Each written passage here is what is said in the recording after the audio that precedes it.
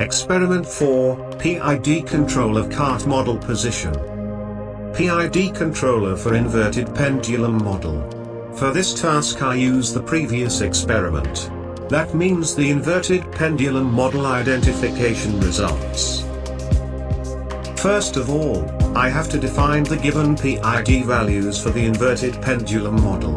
Therefore, I use the following MATLAB commands to define the PIDs.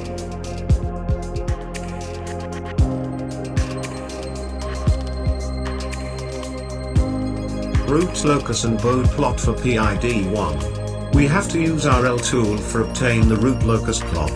Type RL tool and press enter. Then RL tool interface is appeared. When consider the architecture, C is the controller and G is the open loop transfer function.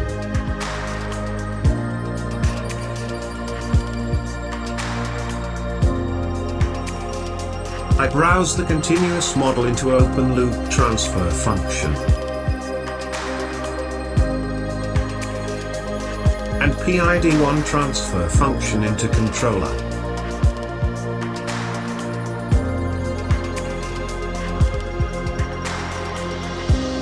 This is the root locus plot for PID1. Type the following command to obtain the Bode plot for PID1.